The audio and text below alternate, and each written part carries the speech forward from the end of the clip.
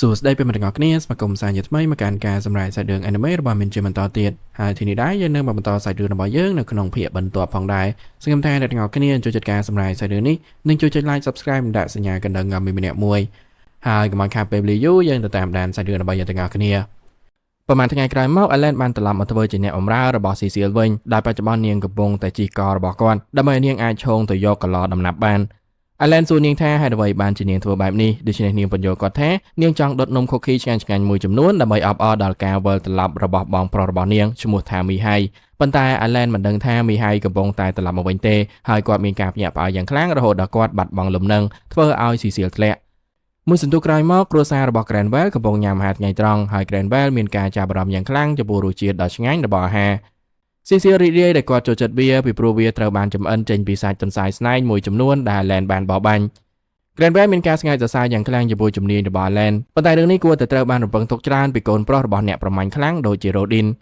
Granville ក៏បានលើកឡើងផងដែរថាភូមិ Grena បានបំពេញតាមចំនួនកំណត់របស់ជ្រូកព្រៃចំនួន20ក្បាលសម្រាប់ឆ្នាំនេះរួចហើយ Alan រីករាយពីបានលើរឿងនេះប៉ុន្តែគាត់មិនដែលមានការសង្ស័យនៅក្នុងចិត្តរបស់គាត់ទេថាពួកគេនឹងអាចធ្វើវាបានព្រមនោះ Thomas សួរថាហេតុអ្វីបានជាពួកគេមិនបានហូបសាច់ជ្រូកព្រៃប្រសិនបើគ្រប់ចំនួនកំណត់ហើយព្រោះវាធ្លាប់ជាចំណុចលេចធ្លោនៃអាហាររដូវរងារបស់ពួកគេហើយឆ្នាំនេះពួកគេមិនបានញ៉ាំអ្វីទេ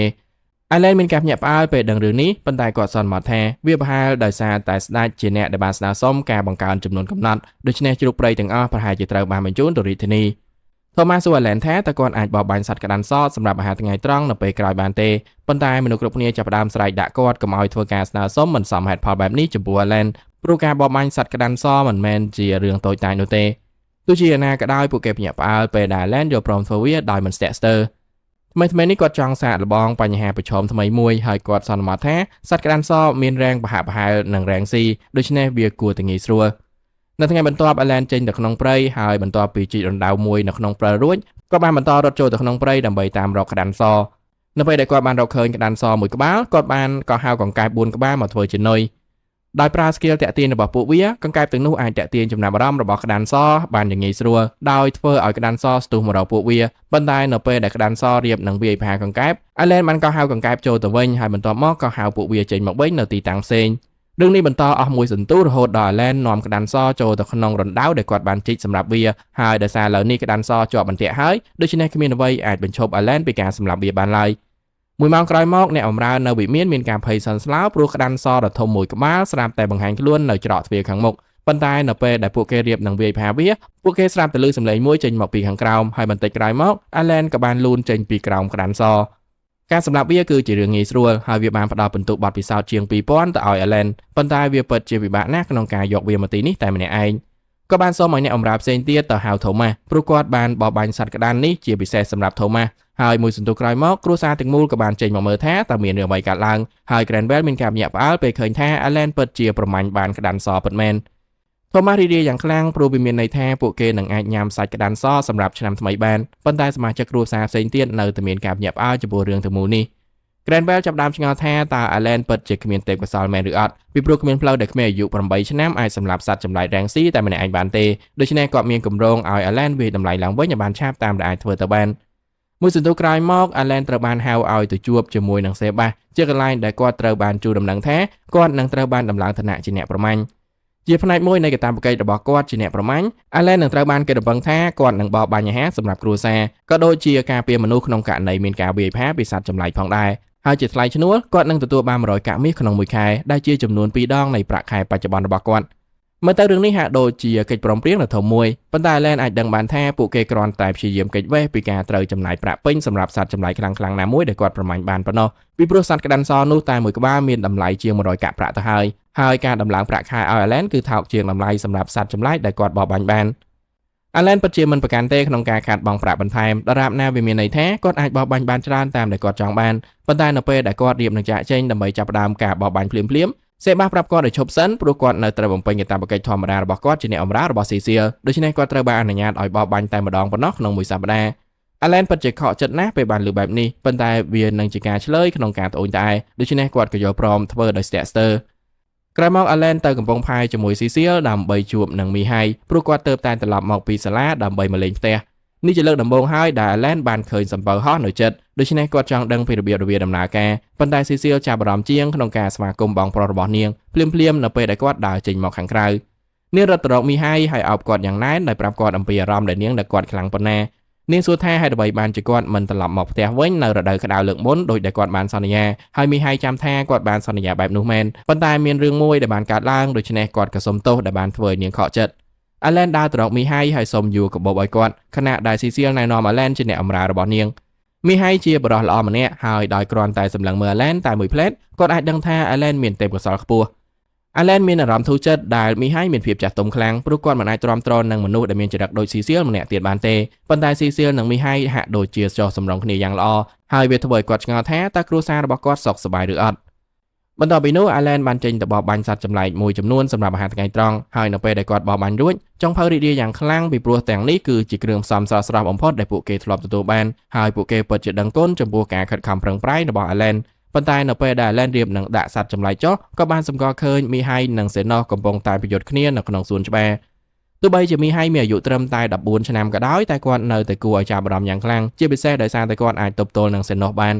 នប៉ុន្តែគម្លាតកម្លាំងរវាងពួកគេទាំងពីរនៅតែធំពេកដូច្នេះទីបំផុតមីហៃក៏បានចាញ់មនុស្សគ្រប់គ្នាសរសើរមីហៃដែលធ្វើបានយ៉ាងល្អបែបនេះប៉ុន្តែបន្ទាប់មក Cecil បានសម្គាល់ឃើញ Allen កំពុងតែលីសត្វចម្លែកដែលគាត់ប្រមាញ់បានថ្ងៃនេះហើយនាងបានសរសើរគាត់ចំពោះការចាប់បានសត្វចម្លែកយ៉ាងច្រើ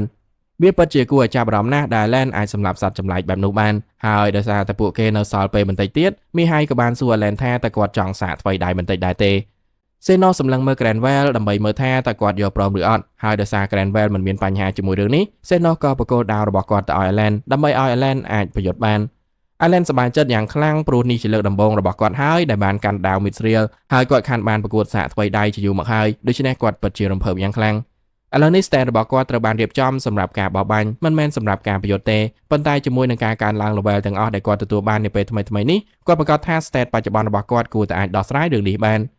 ការប្រយុទ្ធចាប់ផ្ដើមហើយដំបូង Allen ព្យាយាមទប់កម្លាំងដើម្បីកុំឲ្យមីហៃរងរបួសប៉ុន្តែនៅពេលដែលដាវរបស់គាត់ប៉ះទង្គិចជាមួយនឹងដាវរបស់មីហៃជាលើកដំបូង Allen បានដឹងអ្វីមួយគឺក្មេងម្នាក់នេះខ្លាំងមិនធម្មតាមីហៃបានចំណាយពេលជាច្រើនឆ្នាំក្នុងការហ្វឹកហាត់និងសិក្សានៅសាលារាជវង្សហើយបទពិសោធន៍ជាច្រើនឆ្នាំនោះដើរតួយ៉ាងសំខាន់ក្នុងការប្រយុទ្ធដូច្នេះទោះបីជា Allen មានកម្លាំងប្រហាក់ប្រហែលនឹងគាត់ក៏ដោយតែជំនាញដាវរបស់ Allen នៅតែជាកម្រិតថ្មីថ្មោងនៅឡើយដូច្នេះគាត់មិនមានឱកាសទេពេលការប្រកួតចប់មនុស្សគ្រប់គ្នាចាប់ផ្ដើមសរសើរកម្លាំងរបស់មីហៃម្ដងទៀតប៉ុន្តែ Cecil ក៏សរសើរ Allen ដែរព្រោះគាត់បានទប់ទល់នឹងមីហៃយ៉ាងល្អបានមួយសន្ទុះThomas សួរមីហៃថាតើគាត់អាចខ្លាំងយ៉ាងនេះដោយរបៀបណាដូច្នេះមីហៃបញ្យល់ថាគាត់ត្រូវបានសាលាបង្ខំឲ្យសម្អាតឡើងបិសាចជាគម្រោងរដូវក្តៅកាលពីឆ្នាំមុនហើយបទពិសោធន៍នោះធ្វើឲ្យគាត់កាន់តែរឹងមាំ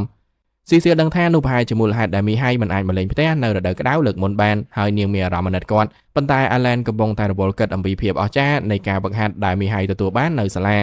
Cecil សួរមីហៃថាតើគាត់នឹងស្នាក់នៅមួយរយៈមែនទេប៉ុន្តែជាអកុសលគាត់ត្រូវត្រឡប់ទៅសាលាវិញក្នុងពេល2-3ថ្ងៃទៀតហើយគាត់នឹងមិនត្រឡប់មកវិញទេរហូតដល់រដូវក្តៅឆ្នាំក្រោយ Allen ស្រាប់តែសុំឲ្យមីហៃប្រកួតជាមួយគាត់នៅពេលដែលគាត់ត្រឡប់មកវិញលើកក្រោយហើយមីហៃក៏ទទួលយកសំណើរបស់ Allen បន្ទាប់មកមីហៃបានចាប់ដៃ Allen ហើយសុំឲ្យគាត់មើលថែ Cecil រហូតដល់ពេលនោះហើយ Allen ក៏បានបង្ខំចិត្តយកព្រមប៉ុន្តែនៅក្នុងចិត្តគាត់កំពុងគិតអំពីវិធីលឿនបំផុតដើម្បីគេចចេញពីការងារលបៗនេះដោយមិនធ្វើឲ្យឪពុករបស់គាត់អាម៉ាស់មុខមួយរយៈក្រោយមក Viscount Cannell បានមកលេង Cranwell ហើយគាត់បាននិយាយចំអកអំពីទីក្រុងនេះដែលស្ងាត់ជ្ងំដែលធ្វើឲ្យ Cranwell សើចប៉ុន្តែវាច្បាស់ណាស់ថាអ្នកទាំងពីរពិតជាស្អប់គ្នាទៅវិញទៅមក Allen លើកអាហារមកឲ្យ Cannell ហើយ Cannell រីករាយព្រោះគាត់គិតថានេះជាសាច់ជ្រូកព្រៃដ៏ល្បីល្បាញដែល Cranwell បានរក្សាទុកសម្រាប់ខ្លួនឯងប៉ុន្តែតាមពិតទៅវាគ្រាន់តែជាសាច់ទន្សាយស្នែងដែល Allen បានបោះបាញ់ប៉ុណ្ណោះទោះជាយ៉ាងណាក៏ដោយ Cannell មិនអាចប្រាប់ពីភាពខុសគ្នាបាននោះទេ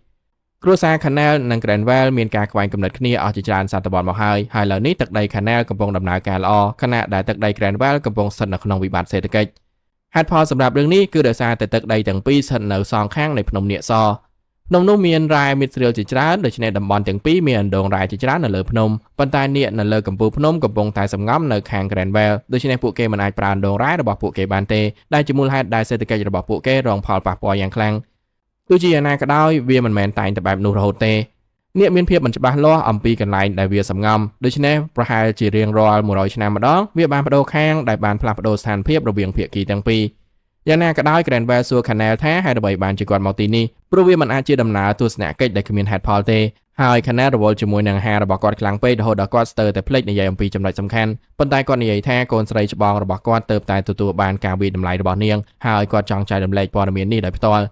Alan សន្មតថាកូនស្រីរបស់ Canal ច្បាស់ជាមានទេពកោសល្យដ៏អស្ចារ្យដូច្នេះ Canal មកទីនេះដើម្បីអួត Granwell ប៉ុន្តែគួរភ្ញាក់ផ្អើល Canal បានប្រកាសថាកូនស្រីរបស់គាត់គ្មានទេពកោសល្យទេហើយកាន់តែគួរភ្ញាក់ផ្អើលទៅទៀតនោះគឺការពិតដែលថា Canal រំលឹក Granwell ដោយចំអកថាកូន2នាក់ក្នុងចំណោមកូន3នាក់របស់គាត់មានទេពកោសល្យ Granwell ខឹងសម្បាហើយបង្ហាញថា Canal ក៏មានកូនប្រុសច្បងម្នាក់ដែលមានទេពកោសល្យផងដែរដូច្នេះវាមានន័យថាពួកគេទាំងពីរនឹងត្រូវបំពេញកាតព្វកិច្ចរបស់ពួកគេជាអភិជននៅថ្ងៃណាមួយបន្ទាប់ពីនោះ Canal បានចាកចេញហើយ Alan មិនដឹងថារឿងទាំងមូលនោះជាអ្វីទេប៉ុន្តែវាបានបង្រៀនគាត់ថាការធ្វើជាអភិជនមិនមែនជារឿងសប្បាយដោយគាត់គិតនោះឡើយក្រោយមកនៅថ្ងៃឈប់សម្រាកមួយរបស់គាត់ Alan បានជួបជាមួយនឹងក្រុមដែលគាត់បានជួយហើយសុំដំបូន្មានពីពួកគេព្រោះគាត់កំពុងគិតអំពីការបោះបាញ់សត្វចម្លែក Rancy មួយចំនួនយ៉ាងណាមិញគាត់បានសម្លាប់ Goblin ជាង 10000 ក្បាលនៅក្នុងព្រៃរួចទៅហើយការសម្លាប់សត្វចម្លែក Randy ពិតជាមិនផ្ដល់ប្រយោជន៍ដល់គាត់ច្រើនទៀតទេក្រុមនោះបានព្រមាន Alan ថាសត្វចម្លែក Rancy មានគ្រោះថ្នាក់ណាស់ហើយ Alan បានដឹងអំពីរឿងនោះហើយជាហេតុដែលគាត់ចង់រៀនគ្រប់យ៉ាងឲ្យបានច្រើនបំផុតពីពួកគេមុនពេលចេញទៅបោះបាញ់បន្ទាប់របស់គាត់ក្រោយមក Alan កំពុងតែនៅក្នុងព្រៃនៅពេលដែលសត្វស្ទាំងមួយក្បាលរបស់គាត់បានឃើញសត្វចម្លែក Rancy ហើយបញ្ញាប់ហោះមកហៅគាត់ Alan ចេញទៅស៊ើបអង្កេតហើយបានឃើញសត្វចម្លែកអកមួយក្បាលកំពុងតែដេកផ្អែកដើមឈើហើយនេះជាឱកាសដ៏ល្អឥតខ្ចោះដើម្បីវាយផាវាដូច្នេះគាត់ក៏ហៅខ្លាមួយវងទៅវាយផាអកនោះអកព្យាយាមវាបកវិញប៉ុន្តែ Alan មានការកោះហៅច្រើនដែលវាមិនអាចមានឱកាសវាយតបតវិញបានដូច្នេះនៅទីបំផុតវាក៏បានងាប់បន្ទាប់ពីសត្វចម្លែកអកងាប់បាត់ Alan បានវះខ្លួនរបស់វាដើម្បីយកថ្មវេទមន្តរបស់វាចេញហើយគាត់ពិតជាមានមោទនភាពចំពោះខ្លួនឯងដែលអាចសម្លាប់សត្វចម្លែក Rancy បានដោយមិនចាំបាច់ដាក់អន្ទាក់វាជាមុនប៉ុន្តែគាត់រំលឹកខ្លួនឯងថាគាត់មិនត្រូវមានអំណួតទេព្រោះគាត់នៅមិនទាន់ខ្លាំងគ្រប់គ្រាន់ដើម្បីយកឈ្នះមីហៃនៅឡើយដូច្នេះគាត់មិនអាចធ្វើកំហុសដោយការមានទំនុកចិត្តខ្លាំងពេកបានទេភ្លាមៗនោះសត្វស្ទាំងមួយក្បាលរបស់គាត់បានជូនដំណឹងដល់គាត់អំពីសត្វចម្លែក Rancy មួយទៀតនៅក្បែរនោះហើយសត្វចម្លែកមួយក្បាលនោះហាក់ដូចជាស្រមោចពាសដែក Alan មានការស្ទាក់ស្ទើរបន្តិចក្នុងការប្រយុទ្ធនឹងវាព្រោះគាត់ចាំបានថា Raven ស្ទើរតែស្លាប់ដោយសារតែស្រមោចពាសដែកនេះប៉ុន្តែវាយឺតពេលទៅហើយក្នុងការដកថយព្រោះស្រមោចបានឃើញគាត់រួចទៅហើយ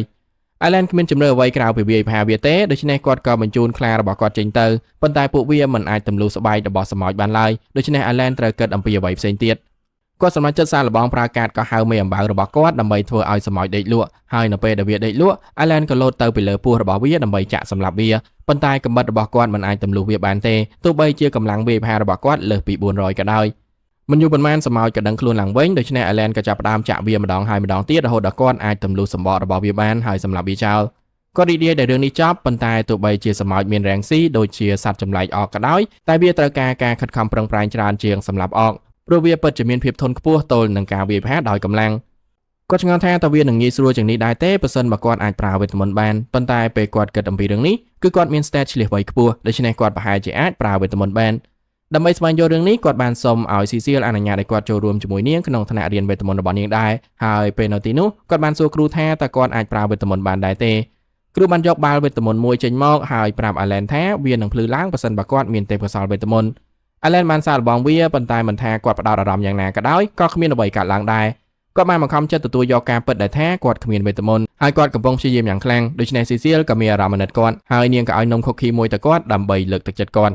ហើយសាច់រឿងរបស់យើងនៅក្នុងភាគនេះក៏បានមកដល់ទីបញ្ចប់អរគុណអ្នកទាំងអស់គ្នាសម្រាប់ការតាមដានទស្សនាតាំងពីដើមរហូតដល់ចប់សូមថាអ្នកទាំងអស់គ្នាជួយចុចការសម្រាយសាច់រឿងនេះនិងជួយចុច like Subscribe ដាក់សញ្ញាកណ្ដឹងឲ្យមានម្នាក់មួយអរគុណអ្នកទាំងអស់គ្នាហើយមានជួបអ្នកទាំងអស់គ្នានៅវីដេអូក្រោយទៀតបាយបាយ